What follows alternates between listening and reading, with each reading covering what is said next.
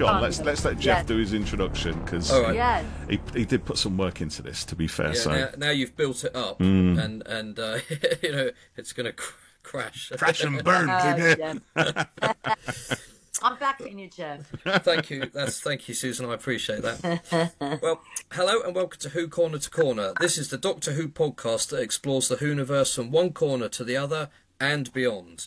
My name is Jeff, and his name is Paul. Yes. Good evening. Hiya, mate. You all right? I'm all right. How are you? Good. Yeah, I'm good. I'm not stressed at all, mate. No, we've got there in the end tonight. So we're chatting tonight with a lady who has become very familiar to Whovians around the world recently, and she ensures that there's always a twist at the end. Oh. It's Susan Twist. Hey, Good evening. Susan Twist, hello. Hello. Hello. Lovely to see ya. And you. We got there in the end, didn't we? We did. Yeah. Hey. So how are you this evening? I'm lovely, thank you. It's such beautiful weather all over, isn't it? Oh, it's been lovely today. We've had sun shining and everything.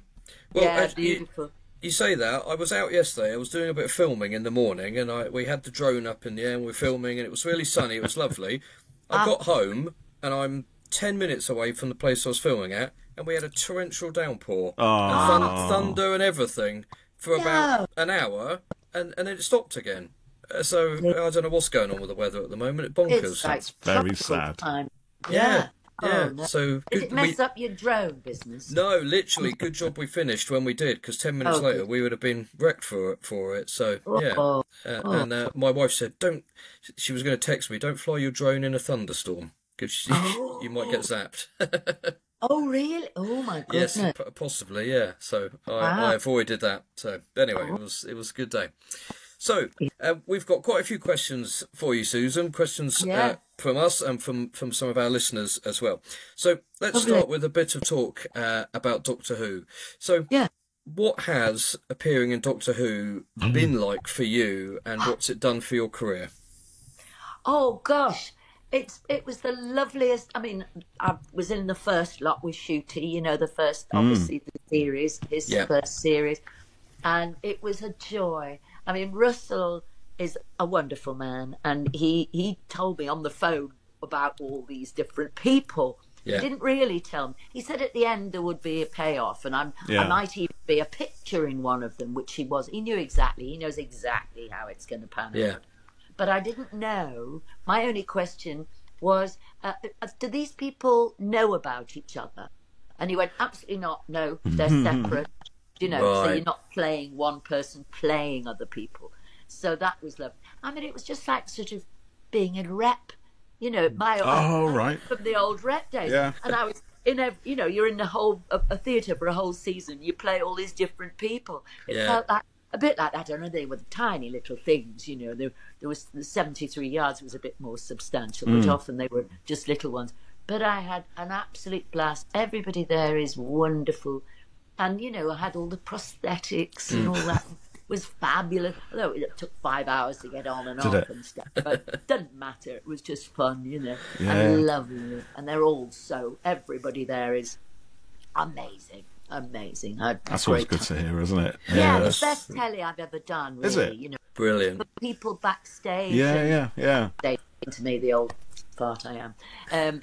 You know, they I say backstage, you know, behind the scenes and the makeup, the wardrobe, just enjoy the runners, the drivers, everybody. It was just so lovely. Quite special for telly-wise. I think everybody will say that when I've done the Comic-Cons, everybody will say Doctor Who is pretty special, really, you know, in lots of ways. It does seem to have like a family feel to it, you know, does it? Yeah? It does, you know. It's good fun. Everybody cares. Everybody's really, you know, on the ball and wants to do a good job because they know they're on a special show. You know, yeah, that's brilliant. Yeah. So it's a joy. I mean, it always comes from the top, doesn't it, in any job? And that's Mr. Russell T. Mr. Russell, the genius that is. Yeah. Is wonderful. So I'm a very lucky girl. Very lucky girl. So, still pinching myself, really, you know. Yeah. So how did it all come about? Was it, you know, casting call went out to your agent, or were you sort of specifically called about it, or? my agent got a call from the casting director of Doctor Who because Russell, I'd met Russell a few times because he obviously lived in Manchester quite a lot, doing Granada. He was up here in those days and still has a place up here. And used to come to, he's very good at going out to see theatre shows. And I did a little play of his. There's a thing called That Take Back, which Julie Hesmanhage, you know, Julie, yeah, the brilliant Julie Hesmanhage. Well, I'm going to do I'm doing a radio series with her, or in the next few weeks. But she and a few other people do these short, every so often short, script in hand readings of new work. And Russell did one, and I was in it. And I don't know, he came to see it or something. Yeah, I think so. And I'd met him a few times, and he's a lovely bear of a man, you know, lovely. And, very sweet. Yeah. The casting director phoned my agent and said, Russell will be calling you. They've offered you this. So then Russell called me and said, "This is happening." It never happens like that. Yeah. You know, you've got to go through bloody auditions, and then you've got to do tapes and all that palaver. You know, these days you self tapes. But so I'm a very lucky girl. That's amazing. Yeah. Right place at the right time, and he just. Do you know what? I think he just liked my name, Susan Twist. That might be part of it. You never know. I say to him, I'm sure it's just my name. But he has the most amazing memory. When we did a chat together for, you know, the BBC Three Doctor Who. The confidential thing. That's right. He said, "I remember you in this thing, and I'm Reckless, a thing." I married Robson Green and somebody else.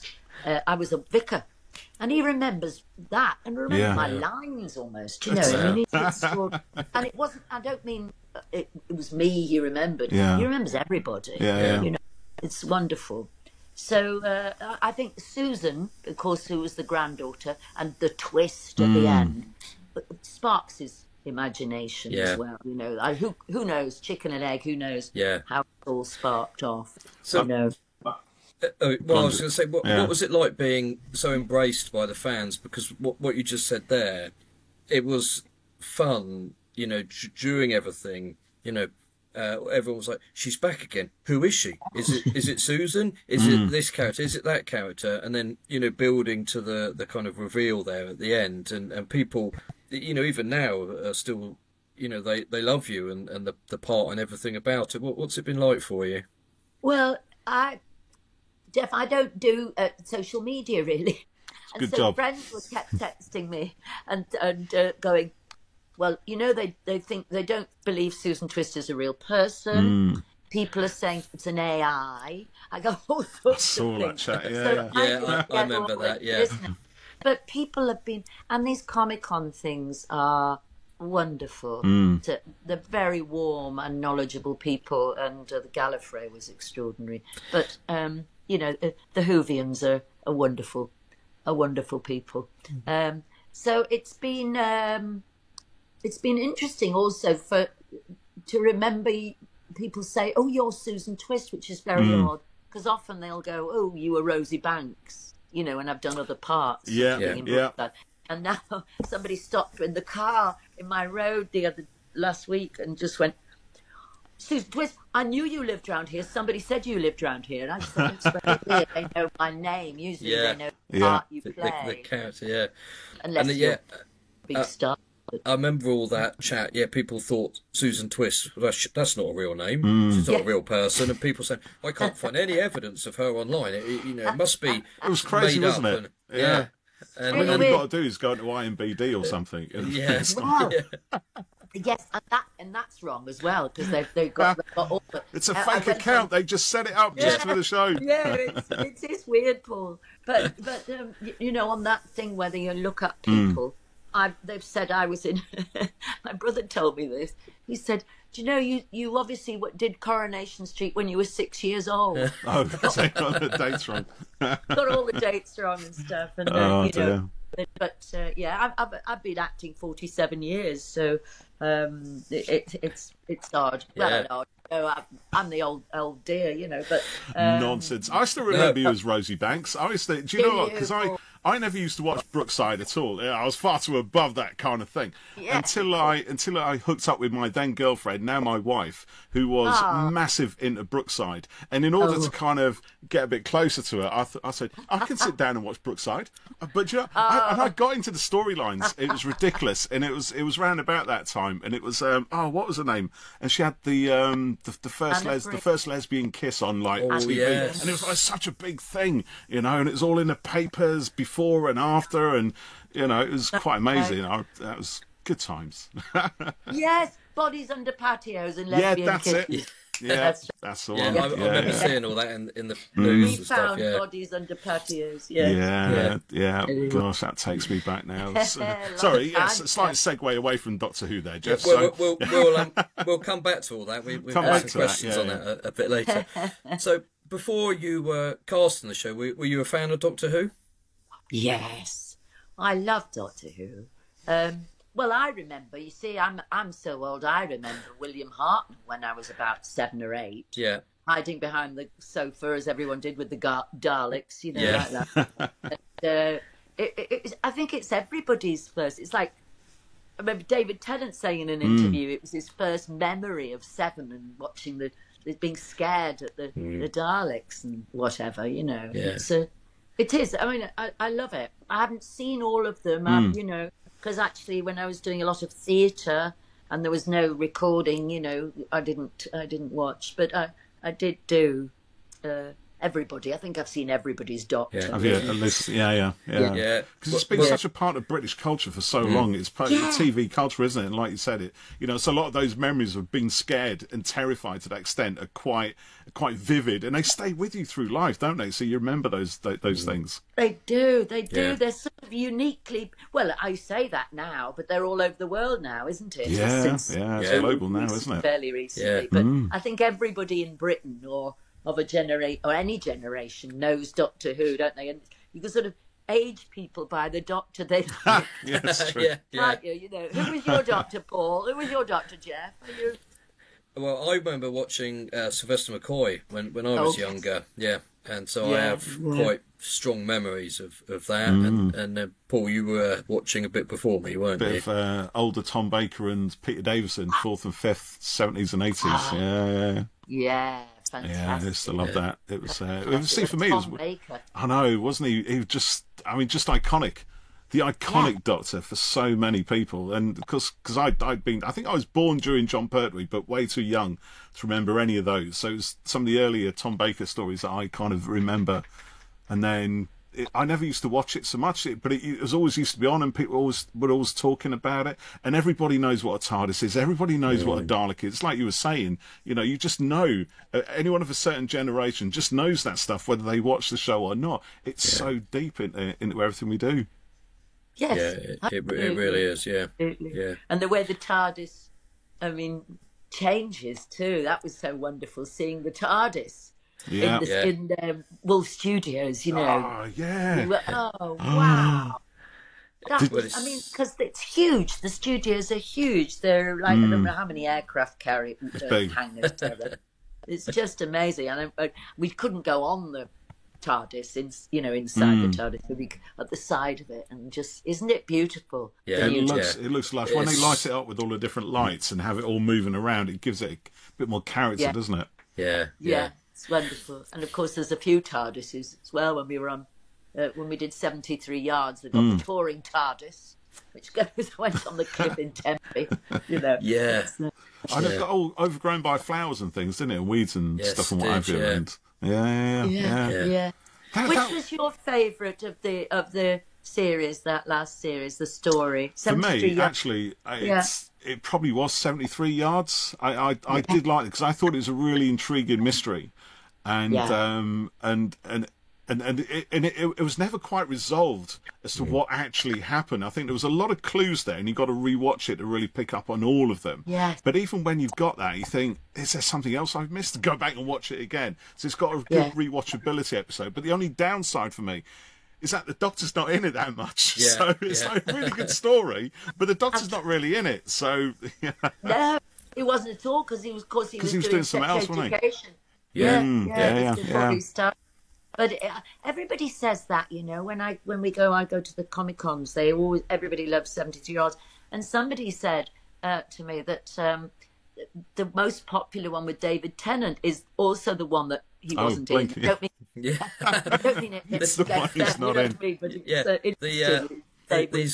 These guys are going to start getting a complex, aren't they? What do you mean you don't like the episodes I'm not in? You know, I'm the lead, yeah. But like you said, you had more to do in that story, didn't you, in 73 Yards, Susan?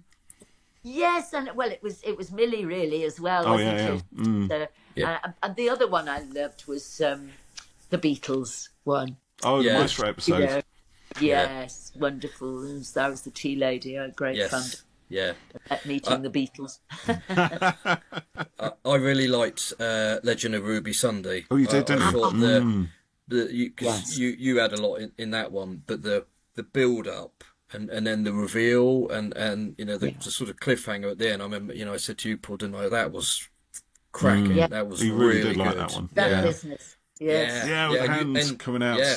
And you got to scare everyone with the face and everything, and you know, the change there and stuff. Yeah. So that was wonderful, and all the masks, and you know, I must tell you about all those wonderful masks, and they gave me the pictures of them because I wouldn't know all these different characters, and I've got a collage they gave me at the end, but the blue face, they literally flashed up in seconds. Yes. All those. There's the blue face, there's the metal face, the another one, I can't remember, there were up 3 or 4, and they took about 4 or 5 hours to put on. And they literally flashed in, you know, you probably went, oh, I blinked, I didn't see what that was. And they you were thought, quick. oh my God, these wonderful people at Millennium FX are genius women and men. And, you know, I just wanted to go, oh my God, come they have hold it a bit longer on those pictures. Yeah. Anyway, they were great to do. Yeah, they look so good, and it was a shame it was so quick. But yeah, like you say, all that work, you know, and it happens often with props and things, doesn't it? Yeah. You know, huge amount of man hours and design and things like that, and you know, you see it for a couple of seconds on screen in the end, you know. That's right. So I've thought of another question before we carry on, but are we going to see you in season 2? Was my next question, but I've seen the cast list for the next couple of episodes, so I kind of know the answer to that already. I haven't seen it. They've revealed some of the synopses. Yeah, so I don't know how much you can say on well, that. Jeff, I don't know which episode. I've forgotten which episodes I'm in. I think I'm in 2. I thought I was in the 2 at the end. Yes, that's what it is. Yeah, because this week is the song contest one. This week. This is the 4th week, isn't it? Is it 4th or 5th? Sixth week. Is it? Yeah. Is it? I know, it goes quick, doesn't it? Goodness. Yeah. Well, I've seen them all as well. I think it was a blast. Right. Yeah. So yes, the last 2, and they're Russell's ones. Yes. Yeah. So I'm the last 2. Okay, so that means you'll be on cinema screens then, around the country. Oh my goodness! Yeah. And you know, I didn't see them last time. Yeah, they did. Yeah. Russell texted me and said, "Oh, we've just seen you all." That was on 7 and 8 last year, you know, in the first one. And other people said to me, "I'd no idea it was going to be in the cinema." But I mean, I don't know that I'd have gone. I mean, goodness, it's bad enough watching yourself on a little 60-foot screen. But you know, 60-foot screen would be a nightmare. Anyway, but yes. Oh, I didn't realise that happens. So 7 and 8 go. Yeah, is it both Paul or just the final? No, one? it's both of them. So they're gonna have the final week after next, aren't they? And then the 2 they'll show both at the cinema on the final night. So you get the two episodes double back. Because I'm going with my daughter. So we're going to watch it. That's fun. I think the last time I watched Doctor Who in the cinema was with David Tennant. Actually, the Day of the Doctor, and I was on my own because like nobody else. Like my kids were really young, and my wife's not really into Doctor Who, so I just went on my own. But it was packed, and I had to like squeeze through and find the one seat in the row that was allocated to me. But it's actually really nice now to be going with my daughter, who's turned out to be a bit of a bit of a fan as it happens. So yeah, she's coming with me. How old is she, Paul? She's well, when we go, she's going to be 18. So she's got her birthday this weekend. So she'll be 18 weekend after. Oh wow! Brilliant. Too young to have an 18-year-old. Oh, thank you, darling. You're too kind. You're too kind. Bit of flattery. No, Wait till I take the hat off and you see the massive ball patch. Land a helicopter on that. Is it in any cinema then? I've no idea. I think it's in. I don't know. I don't know if it's in any. I mean, certainly it's in a lot of the audience. I mean, that's what I booked it with. So right. I don't know. Yeah, It's I interesting. think Cineworld are showing it as well. Cineworld as well, yeah. Yeah, the big chains, yeah. So, Right. yeah, I mean, all that over. would be weird. That would be weird to sit in there, wouldn't it? Go on, you've got to do it. Yeah, it would be quite interesting. Could you get one of the prosthetics and go in disguise? You know, like Well, go in as a lady who hands out the ice creams, and people would be thinking, "What? yeah. She's the ice cream lady." Oh my Checking gosh! tickets, What I saw on the popcorn booth earlier. What's going on? She's running the place. Yeah. How funny. Somebody said to me, somebody told me that it was on a thing that, of course, because Anita Dobson, she's got the thing of, who is this woman? Yes. Who's in I think he quite likes the idea. Yeah. Somebody said that there was a text or a tweet or something, is Anita Dobson is taking over from Susan Twist or something. Meaning that there's the same, the idea of, although she's that one character, that's what will be revealed at the end of this series.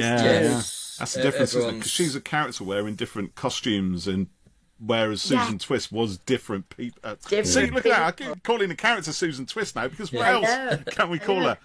She's so many different people. It was, it was interesting. Susan Triad, wasn't it? That was the thing. Gosh, Susan Triad. Yeah. Susan, yeah.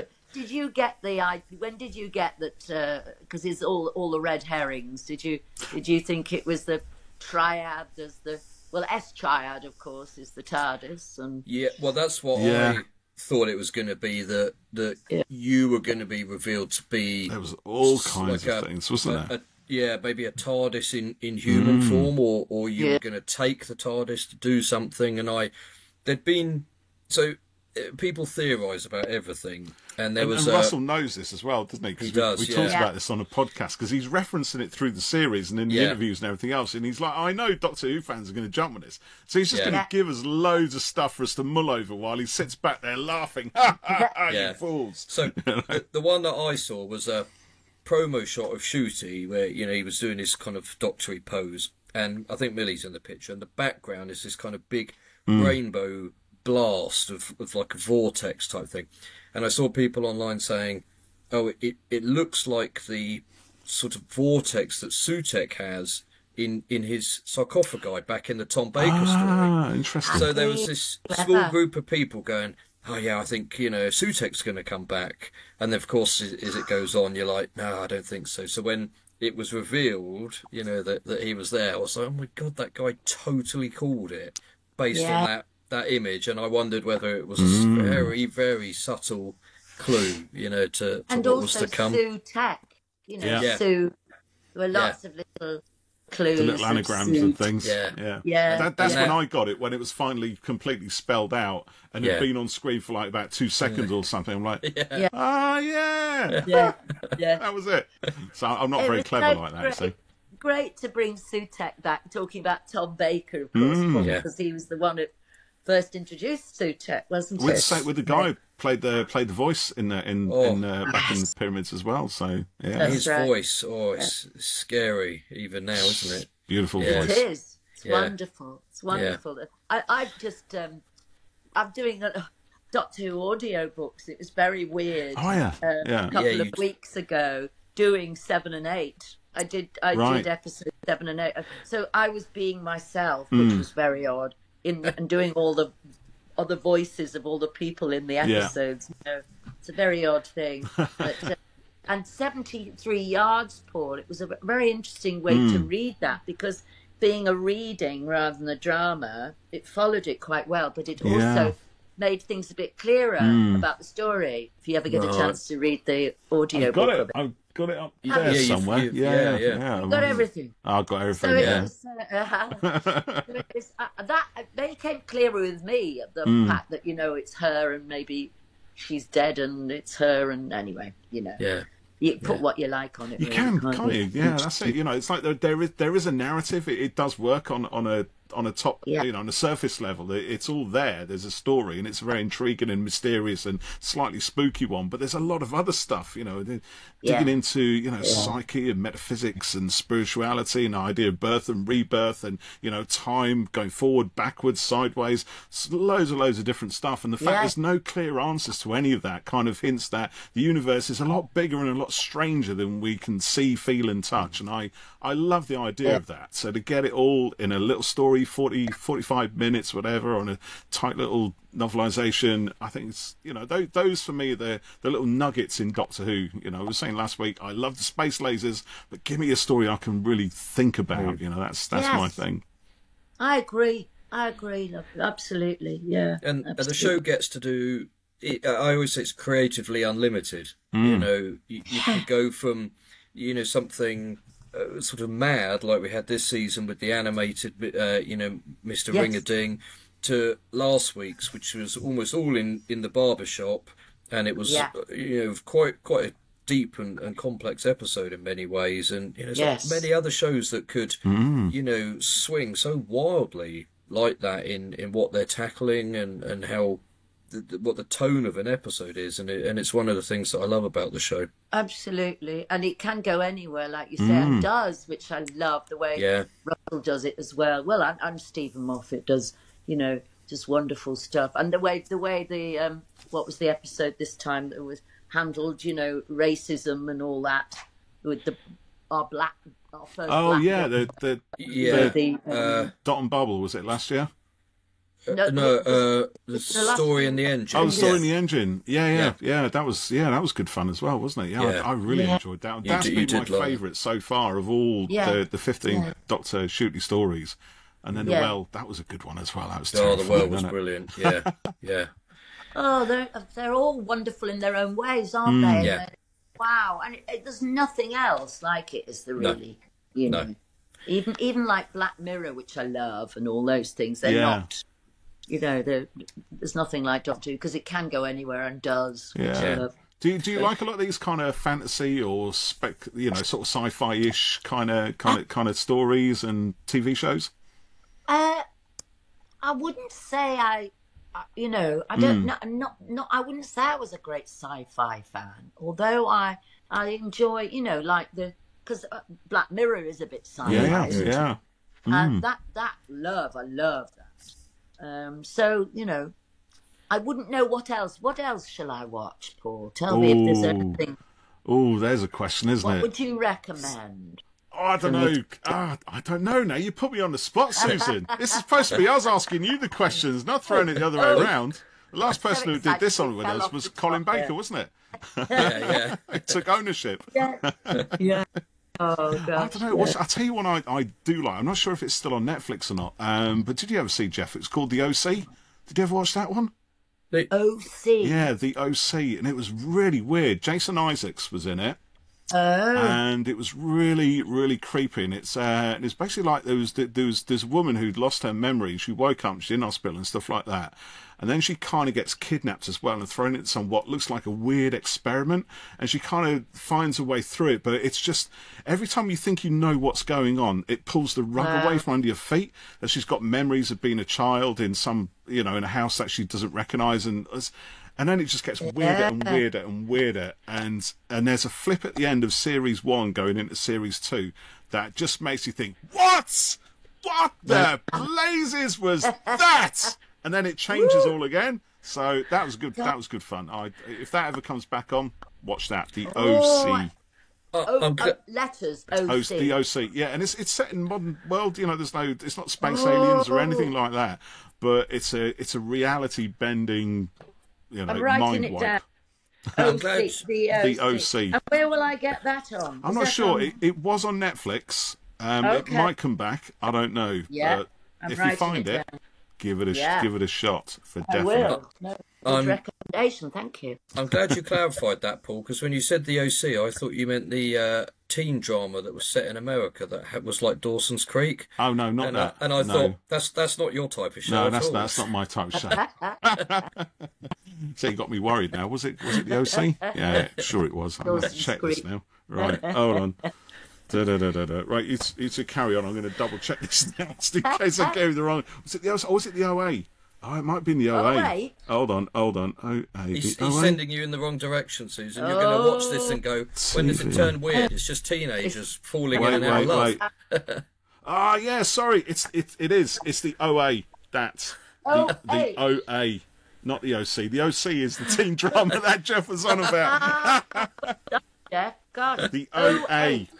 Yeah, that's it. Oh, it says here it's still on Netflix, so maybe that's the thing. Say 08, as in the number 8. No, A. The letters O and A. That's it. A. Yeah. Thank you. OA. Oh, yeah, the OA. A. Netflix. That's me then. Yeah, it's because it's That's my next binge. brilliant. Let us know what you think of it, because it's wonderful. got my head spinning. That's for sure. Mm. Thank you. You're very welcome. I'll have to check that out. When did you get the acting bug then, Susan? When did it all start for you? I mean, you don't need to know when, but how? Well, I went to from Liverpool. I went to an awful. Well, it wasn't an awful school but it was awfully academic, and it didn't do any drama or music or anything. Right. And there was a wonderful woman called May Bradbury, who a lot of actors actually went through, if you like, and she taught drama at Merseyside Youth Drama on a Friday night down Rose Lane, Church Hall, and we just had a good time. Lots of theatre games with shows and stuff like that. You know, it wasn't posy or, you know what I mean, kids. You know, it wasn't, what do they call them? You know, those drama type things. I know what you mean. Anyway, we know. But it was dead normal, you know. And then I went. So I really loved it then, you know. You didn't tell anybody, really. But I did go to... My mum and dad used to go to Liverpool Playhouse all the time. They had a season ticket, and I usheretted there and watched, did you? You know, I did 10 Excuse me. you know, or in between.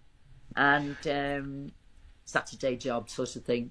And I just got, you know, I really liked it. Not all academic. And... and then I went to Stratford-on-Avon and did it because the school was so blooming academic. Brilliant parents found this thing. We went to Stratford for a weekend, my mum and I, and my brother, and a piece of paper and saying drama and liberal arts. So in Stratford-on-Avon, so it was like a further education college. Yeah, we did drama as well as A levels. So you know you're keeping your parents happy with the A levels. Which he then didn't do, but then, and then we did drama in this amazing studio, you know, and I worked at the RSC. Well, home of Shakespeare, you know. Isn't it? Yeah, gorgeous. And then, well, that's when I really grew up, and when I left home for, you know, 16, 17. And then from there, a few of us from there went to audition for drama school. I never thought, you know, you could do it properly. I thought all those people were somebody else, you know, but it was always something I wanted to do. So very lucky. And then in my day, 47 years ago, it was rep. I'm very lucky to have got. You went to, you know, you auditioned for a theatre and you did a season there, and then you did maybe bits of telly, but mostly it was theatre in those days, you know, in the 80s, 70s, 80s. Yeah. Lots of good memories from there. Yes, wonderful. That's how you learn and kids. Yeah, it is. Sorry, kids, but you know, young people now, they don't have that theatre because reps, you know. It's not as big as it used to be, is it? It's quite a small, nichey thing almost now. You don't find seasons. Theatres don't do seasons. They do one-off if they're doing anything at all. And also they have to join up with other theatres because they're poor, you know. Yeah, don't get the money, do they? Arts Council. Don't get me on the politics of it. We'll steer clear of that, don't worry. I do quite a bit of work for Guildford Shakespeare Company, and they are what they call site responsive. So they've never done a show in a proper theatre. It'll always take place around the town, or they'll hire like a big top and it goes in the park, or we did one that took place at the miniature railway place in Guildford. But they do like a mini season. They'll do 2 shows kind of a couple of months apart, and it'll have the same cast in them, and then they'll do another 2 a bit later in the year, and then, you know, different cast. But I've been doing stuff with them for about 12 years, I think now, and every so often I come to do a show and I'm like, I recognise you from something. I can't remember what one it is, but, you know, the people keep coming through it, and you know, I've done a lot of Shakespeare filming with that, but they mix it up as well, and they do like Alice in Wonderland, or a bit later in the year they're doing a Frankenstein show as well. And I think that's happening in an old church in Guildford. So it's quite good what they do there. But yeah, you know, you're right about the big theatres. I love those site-specific things where they do shows in other things than not theatres, and just I find it every time, you know, I come in, I'm like, right, what's happening here? Well, there's going to be a stage there, then you're going to need to go over here for this bit, and then that bit, and then someone will be in the balcony, and, you know, it's just different every time, and it keeps me on my toes, and, you know, it's great fun doing that. Yeah. What do you do with that, Jeff? So I usually film the dress rehearsal, and then it will go into a little trailer for the show, and sometimes we'll do special kind of teaser trailers. So they are actually doing something in a theatre in July, the first time they've done it. So in all the years I've done it, it's always been site responsive. So Monday I'm filming a trailer, and we've got to do something with 2 sets of twins, but one of the twins can't be there. So I've got to somehow do a bit of split screen trickery, and make Old it school. look like we've got two sets of twins, and then in July we'll be filming the show. So one of them, I think they alternate the days, and they start outside the theatre in the town, and then they go into the theatre and do that. Fantastic. And that's in Guildford, is it? Yeah. Oh, So wow. it's been, you know, great. We've done stuff in, you know, woodlands, in fields, lovely. old churches, all sorts of places. It's been Lovely. great. Yeah. It's lovely doing stuff outside too. I've done a lot of plays out. Shakespeare works very well outside. Yes, yeah, it does. Yeah, Seen a lot at Chester and Oxford. Yeah. You got a favourite Shakespeare play, Susan? Oh. Do you know, I haven't really. I like them all in different. It's a bit like Doctor Who episodes or the Doctors. I like. I love all the As You Like It, and I did Hamlet actually. Did you? All of it was female Hamlets, and I was Polonius, who was supposed to be a man. Was the father of you know, all women. So. Well, it wasn't all women, but it was a female Hamlet. Right. Polonius, and they did a lot of that. So that was fun to do. It was cut a lot, which is also good. Yeah. Long. Guildford Shakespeare did Hamlet a couple of years ago, and Freddie Fox played Hamlet. And Freddie Fox is in this Saturday's Doctor Who. With horns and a mullet, so nothing like how his Hamlet looked. But Tenuous link there, like that. Yeah, I filmed a little trailer for the show with him. He was a really nice guy. Yeah, it's really good. Lovely. You get to do all these different things where you get dressed up in different things. It's so nice. Yeah. Silly, isn't it? Silly. So when did you realise that, you know, because like you said, you know, you'd see people on stage and TV and think, you know, that they're like, you know, from a different world sort of thing. When did you realise that, you know, you could, you know, make it a career, and this was something that you could do? Well, you know, you just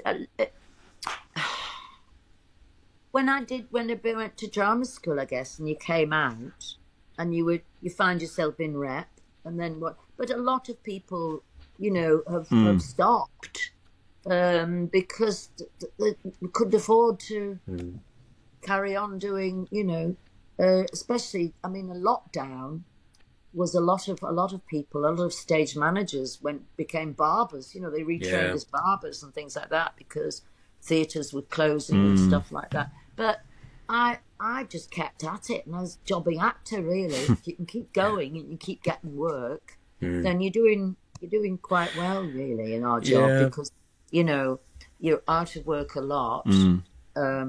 doing other shitty, excuse me, jobs. I mean, don't mean shitty jobs. I know what you mean. Not the job you want to be doing, basically. No, and also feeling, because those temporary jobs aren't as, you don't get to get fulfilled in that in the. Sorry, I'm not putting it properly. I know what you mean. I know what you mean. Because you want to be an actor, don't you? You want to be acting. You want to be appearing in shows and plays and TVs and all sorts of things. If you're not acting, you're doing something else, and it's maybe can feel like it's taking you away from what you want to be, rather than helping you get towards it. Perhaps. That's right. I mean, there are some lovely things. I enjoyed doing, and often actors up here can get into doing training doctors. They do simulated patient work. Yes, I know the sort of thing. You learn an awful lot of things doing all these medical stuff. Prep for casualty. Oh yes, absolutely. I mean, actually doing any of the plays. I did a thing, funnily enough, with Sylvester McCoy. Oh yeah, right. Thing called Having a Ball. We laugh about it when I see him in the comic ones. Because it's Having a Ball is by is it Alan Bleasdale? Anyway, is it? Yes, I think it's Alan Bleasdale, and it's set in a vasectomy clinic. Right. So when we did that, it's a comedy, but it's set in a vasectomy clinic, and we went and saw a vasectomy being done in one of the local hospitals. I think it was near Guildford, actually. Oh, really? Down Norway. You get to go, I could do that. I could do that, As you like it, sir. Little snip. Yeah, as you like it, And then I did a play about hairdressing. I had to go to learning hairdressers for 2 weeks, looking like I could do it. I mean, shame on me. Hairdressers are proper trained people, and you have to look like you know what you're doing. But it's interesting, our job, because you can do research and find out about other jobs. That's an interesting thing. And you're right. You do sometimes these sort of funny things and different stuff. I was in Geneva or somewhere filming a pharmaceutical conference one day, and there was an actress and an actor who were on the stand for the medical company doing a quiz, and we got chatting, and they were.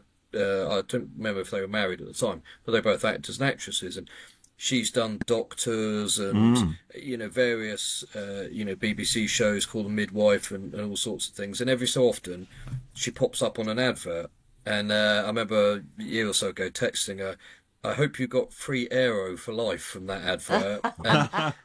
And now he's on an advert for some cooking thing that you can order and get delivered and stuff. But they do these what you might call odd little things. But she said to me once, I only need to do 1 or 2 adverts a year, and the residuals and buyout and stuff pay for everything else, really.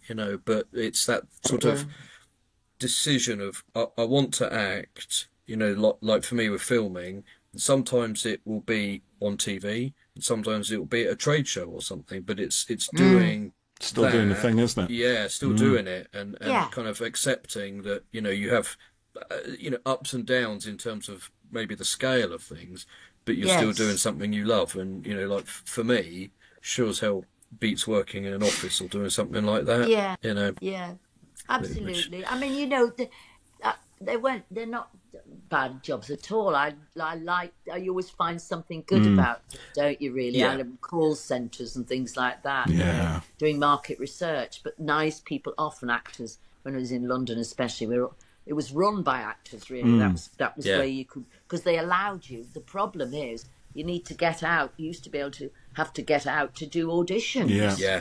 So most jobs won't let you have time off to do auditions. So we worked in these market research centres because they knew they were run by actors. Really, there was a place in London. It was called RSVP. I think it's still going, and it's a call centre, exactly like you said, run by actors, staffed by actors. So if you say tomorrow I need to go to an audition, they're like, yeah, great, off you go. And it's a brilliant kind of temp, ongoing job for people in that profession. Yeah, really good. Oh, I'm glad to hear it still happens though, because often they got rid of it a lot. Well, you need that flexibility, don't you? To be able to go off quickly at short notice. That's and things, right. Yeah, and there's so you short notice of getting self-tapes, for instance. They'll ask you on the Friday if you want it in by Monday, and there's not many jobs where they expect you to work on a weekend. No. Just, you've got to, there we are. So tell us a bit about working with Ncuti and Millie and all the cast. What was that like? Lovely. I mean, great fun. Ncuti. Funny enough, we didn't really, because of the nature of the parts, didn't join until, because, you remember in the Beatles one, we just missed, we didn't actually, we had a lot of choreographed action because we weren't allowed to see each other. It was me putting the tea down, turning around, saying the words there, him then turning round, and then him looking. So actually we weren't in many shows together. Yeah. We were in that one. And then the last two. Yeah. So we didn't actually, but the last two, but lovely, of course. And Millie, I came across Millie more, really, because, of course, 73 yards, and that was the first one that she filmed, wasn't it? And she basically led it on her own. And, I don't know how, terrified she was doing it, but, she did a great job in it. And she did. She was wonderful. Get thrown in like that, she was fantastic in it, yeah. She's a wonderful actor, wonderful. Yeah. And I just remember on those cliffs in Tenby, I was sort of padded up, the jolly hiker, and she's in the T-shirt, freezing. It was in February. She's literally, I've never seen anyone so cold in my life, bless her heart. So, but she's marvellous, Yeah, she's really good. Really lovely, So. Yeah, and Ncuti, he's been a really good. I mean, the doctors are all good, but he's really charismatic, and he's been a really good kind of face for it all. He's brilliant, really kind of. He really positive. is. I mean, he's beautiful. Yeah. Absolutely, and he sort of shines. Really. Yes, he does. Yeah. Yeah, there's a radiation about him, isn't there? Yes. Absolutely, he's a big star. He will go far. Yes, that boy. Yeah. So, I think he likes the films. I think and he's obviously done Barbie. Whatever. But also the theatre, because he's doing. I think it is out there, but he's doing a thing with the RSC. Yeah. Marlowe and Shakespeare. So that's it. Yeah. I think I had read something about that. Yeah. The play Christopher Marlowe and Shakespeare. He's playing Marlowe. So, and he did Importance of Being Earnest recently as well. Yeah, did that. That's right. Yes. When you were doing the audiobook readings, how did you approach them? Did you just kind of go through it all, or did you read certain lines and as a character, then other lines as a character? Did you do it in chunks to kind of avoid getting lost on voices? No, Jeff. An awful lot of work beforehand. I think 73. They don't give you enough time, really. And lovely, lovely, lovely technician behind the things, going, patient, and if you stumble and whatever, and you're trying to be fluent, so you have to sort of rehearse at home quite a lot before. So you do it all, really, and work out that I mark the script. So if I know that there's somebody speaking, and then it says you come to the end of the line and it's said so and so, you've got the right voice to start the sentence with, if you like. But so there's a lot of work on that, trying out and things. They didn't give enough time for the last, we've done the last, which aren't out yet, the ones with Sutek. I had to have 3 days. This was a lot, because you can do probably 80 pages a day, between 9 and 5. That's really, a full day, really, isn't it? That's a hell of a lot. You and your voice can't take it either, can it? At that a lot of water. Pace. That's right. And it, also doing Sutek's voice, I had a bit of a, having to do that quite deep throughout the thing, and and you start to look at words and you just go, oh my God, I don't know what that word is. Something very easy. By the end of the day, I don't know what this is. By the end of the day, it's just crazy. Yeah. But it's a lot of work. I have a friend who does the radio with. Well, we're going to be doing it again. And he does loads of that. All he does really, which is amazing, is audio books, and it's incredibly intense. You're exhausted. I mean, it's like running a marathon, he says, and I agree. You're absolutely drained. I know it sounds very no, but it's a bit like sometimes if I spend a whole 8-hour day, 9 hours editing, just solid at the computer. At the end of it, I'm exhausted from just constantly thinking and you know, what can I do here and do that. And so, you know, when you're in the studio, like you say, you're just reading tons of stuff, and you've got to put all the different voices on and it's mental concentration as well as the physical aspect as well, isn't it? Yeah. And of course, the microphone is so delicate. Literally, you're trying to do all the drama of it, but not move, because they'll literally hear you move your hands in the air. Spatial shit, It's just, you strap your hands down, you sit on your hands, and you just strapped to a gurney, Yes, absolutely. Terrible. But no, I love doing it with this, especially there's a audio, what's it called? Oh, golly. Audio Always in Manchester, which is a media city, and they're fantastic, you know, recording studios, and they're lovely. They're a lovely group of people. So I go there rather than, you know, you don't have to go to London or whatever. Yeah, that's good. Yeah, media city, they're great. So, and radio, I love too. You like the radio, Tell us a bit about Trust. Is that something that you're recording at the moment? Yes. Or? Yes, we've been doing it for about 5 or 6 years now. Yeah. Do you know BBC Radio 4? 2:15 every day, there's a play. And Trust is a wonderful thing. It's a sort of comedy and a light. Julie Hesmanel is the head teacher of a school, and a trust school. It's gone all trust, and it's, you know, there's various characters. So I'm various characters in that. I'm a mother. I'm the tannoy, the Scouse tannoy, the comedy tannoy system. It's very well written by Jonathan Hall, who's he's written a lot of books as well. He's a lovely fella. So we have a lovely time doing that.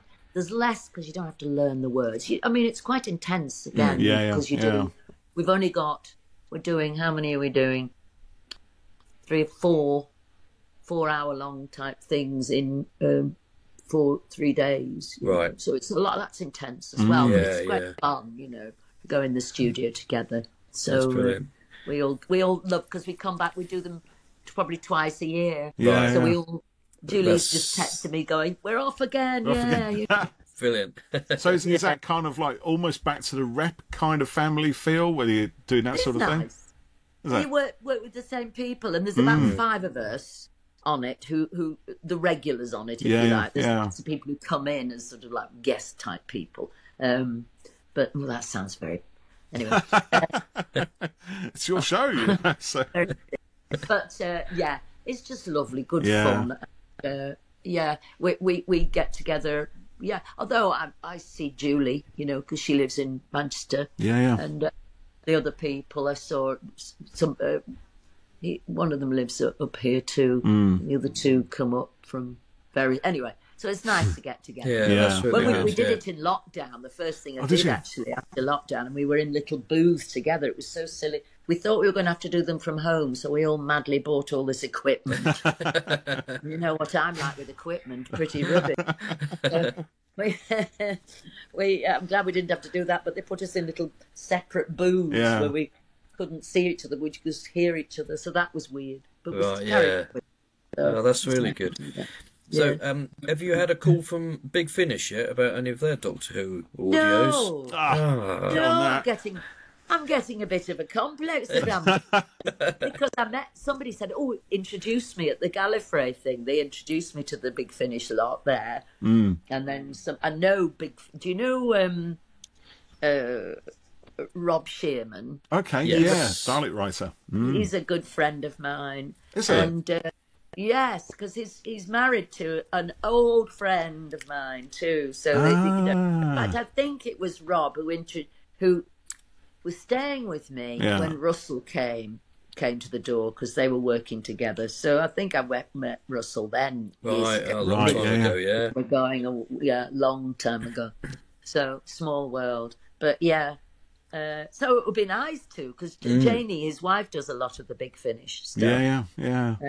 And Katie Manning, I think she does quite a few. We're trying to do a three-hander together, Katie Manning, me and Janie. Somebody wants to write a little short film for us. Yeah, so that would be good. That's probably happening sometime. Fingers crossed for that one. Yeah, I just listened to a Big Finish with Colin's Sixth Doctor, listened over the last couple of days. And Katie Manning is in it as her Iris character. Iris Wildtime, is it? Yeah, and Iris is outrageous and cheeky and saucy and naughty. But they swap. Being Katie yeah, and so against type, eh? So and they swap bodies. So Colin is doing an impression of her, and vice versa. And it was great fun. I really they must liked have it. too much of a laugh doing that. Yeah, they were clearly having a great time doing it. It was brilliant! It was really good. I'd love to. I love Katie Manning. Yeah. She's so again great kind of ambassador for the show, and she's fantastic. And she's a friend of Janie's. This is Rob's. Oh yeah, right. So they've known each other since they were, babies really. Yeah. It's a strange small world, isn't it? Yeah. Well, I hope you get to do that all together. That sounds be something really good. Yeah. Fingers crossed. Definitely. Yeah. Nice. We already did a short film, tiny little film. Kate. That's when I first met Katie. Just before Christmas.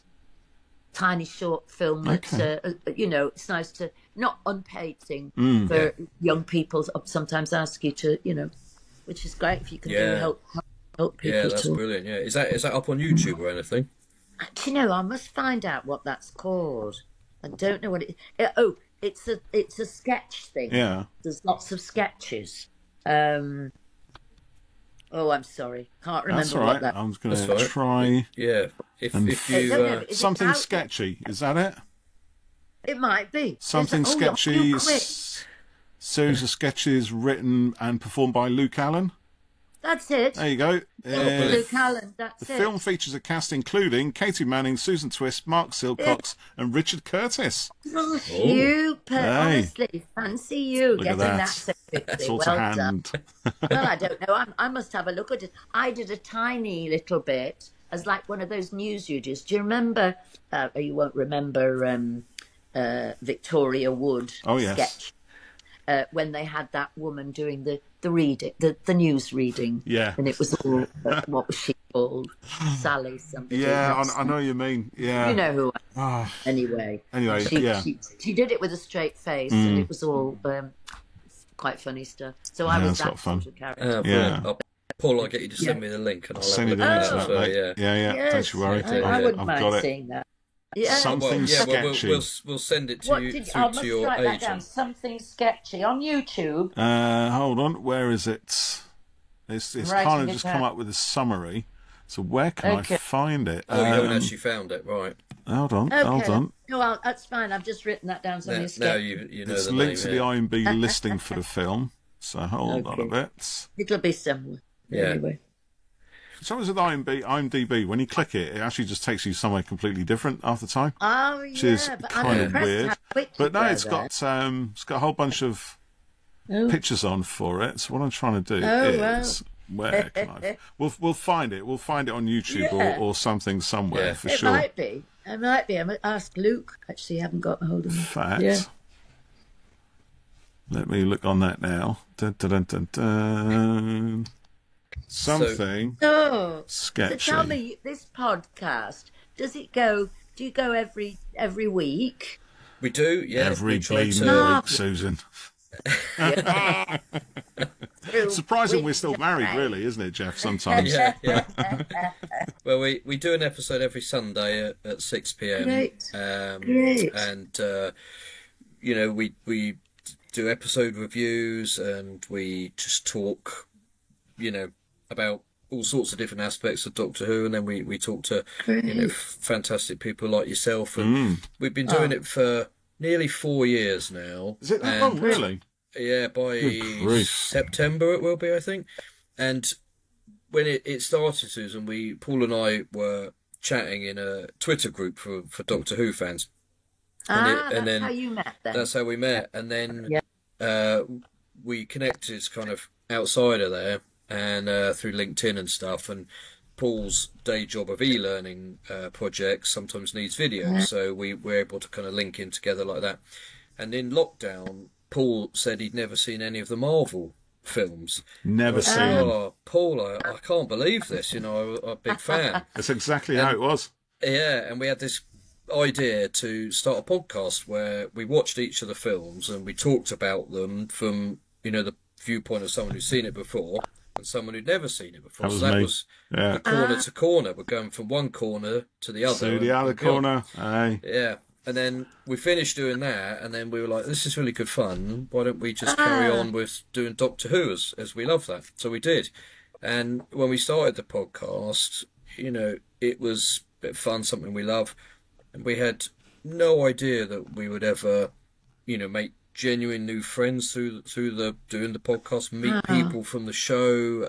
We went to the coast a couple of years ago and met Chris Chibnall for tea and talked about the show. Broadchurch and all of that stuff as well. Good fun. Amazing. Yeah. And, we've had so many, great people come on and chat with us. And, congratulations. Really, thank you. It's really wonderful, yeah.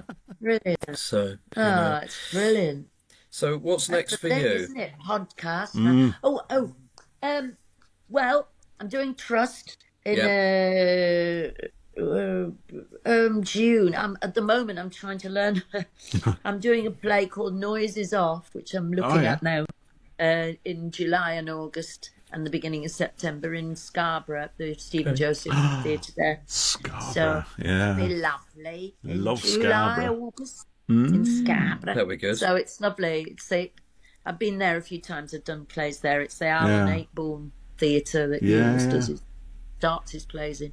And and people tour with. They often now they join with like Bolton, Scarborough, and the New Vic, which is they're all in the round, which is a lovely way of theatre. I love yeah. So Noises Off, which is great fun. It's like a farce, really. It's by Michael Frayn. It's a classic farce that starts off people rehearsing a play and they all getting it wrong, and then the second act is behind the scenes, so funny stuff that happens while the play's going on, and then the third act is like, I don't know, 10 months down the line, and how they're all wanting to kill each other. And how the play changes, the play that you sort of saw rehearsing, how it's all everybody. That sounds fun. It's very funny. Good. Very fun. Very funny. I saw it originally in the West End in like late 80s. It was fantastic. Yeah. With all the really good. Wow. Brilliant. So, Brilliant. I'm lucky.